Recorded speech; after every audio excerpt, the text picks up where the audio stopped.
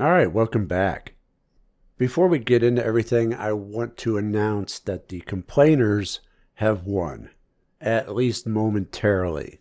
There were a number of people who complained about all of the clip videos, the shorts that were taken from older videos, and I would post about one a day. And they felt it was too much content that I was giving them.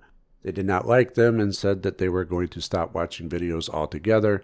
And so for the time being, I'm going to drop the clip videos down to only once per week, which is fine by me. If it takes a month and a half to do what I could have done in a week, then I have no problem with that, so long as the views are comparable to what they are now. So you would have to get about just as many views with 2 videos as you would 7 videos. 1 regular video and a clip video versus 1 regular video and 6 clip videos. Can it be done? I don't know. But if you do not like the clip videos, this is your chance to keep more of them off of the channel by watching a lot more videos.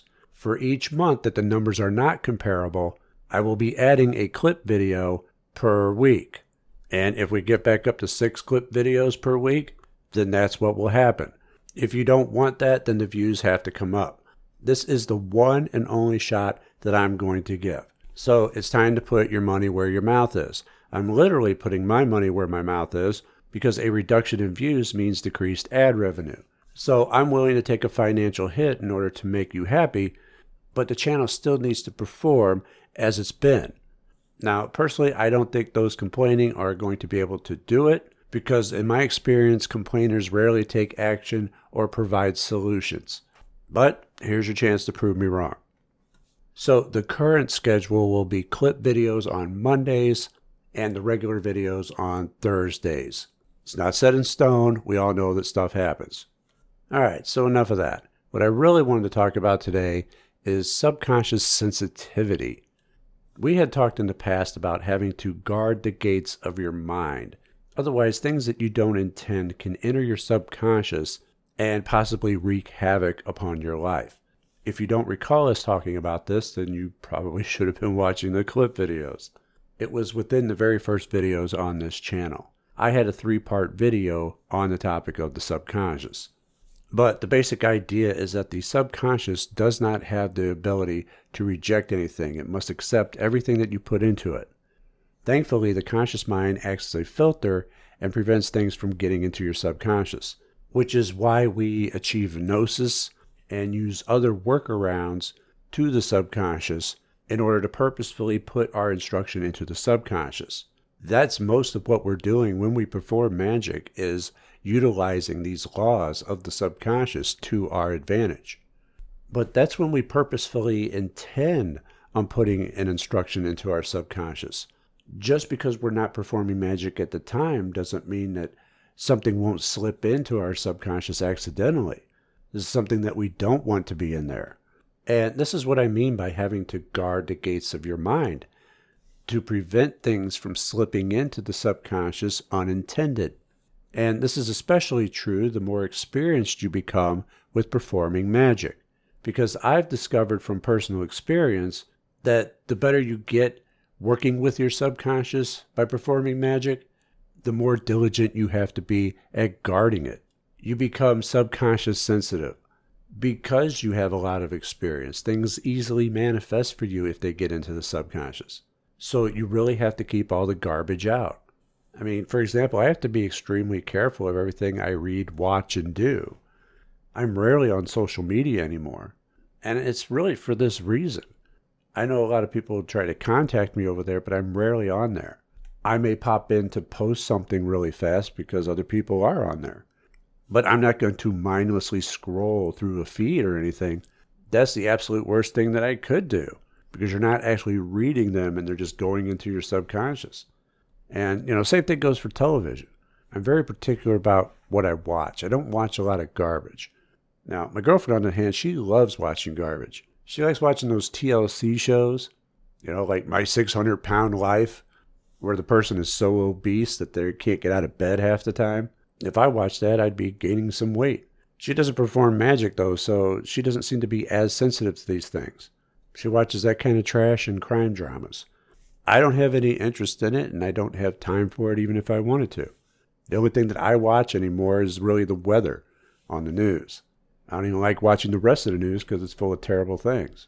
But also, I have to be mindful of who I talk to, because I've talked with people in person and they've said things that have manifested. So I have to be cautious of who I even converse with, including my own family. Now, I could be hypersensitive to these things also because my rising sign is Pisces. And Pisces, as you'll see when we get into that sign in an upcoming video, is a sign that is very absorbent. It soaks up energy like a sponge. And that may also apply to the subconscious, as it's just taking in instructions. So that may also have something to do with it. I'm not certain. What I do know is that the more I practice magic, the more this started happening. The more sensitive my subconscious became. Or perhaps I just consciously noticed it more. I became aware of it, so it seemed like it was happening more frequently. But that's the way it seems. So either way, you have to guard the gates of your mind even more.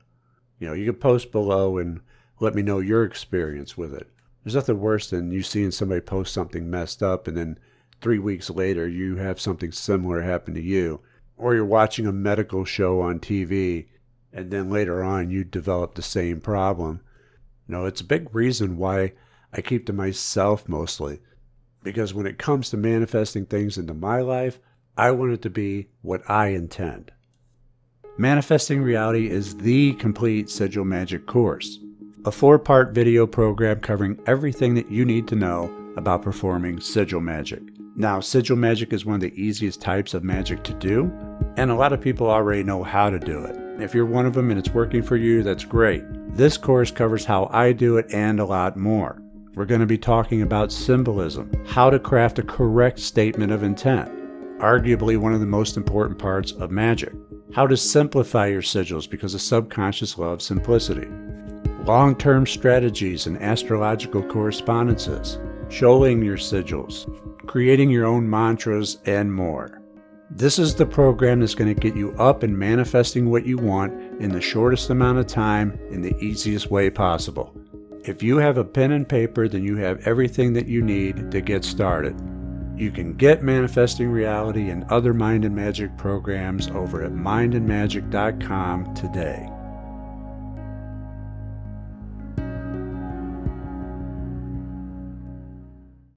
I've said it before that either you're controlling your magic or someone will control it for you. I've had some pretty terrible things manifest just by having things slip past me into the subconscious. And you're not going to be able to guard against everything 100%. That's impossible. There are some things that are just going to get through.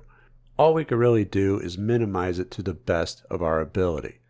And if we do that, then we're going to be better off than 99.9% of the people out there. Before we go, I just want to say that if you have a testimonial, either from my programs or from the videos here on YouTube, let me know. I'd love to hear them. Also, if you have any Mind and Magic merch, send me pics. If you wear them, I'll share them. I want to thank everyone for listening and for your continuing support. Be sure to check us out over at Patreon and Subscribestar. There's only a few limited top tier slots left. When they are filled, they will no longer be available because I will no longer have room upon my altar for your personalized candle. That will do it for today. Thank you so much, and I will see you next time. Take care.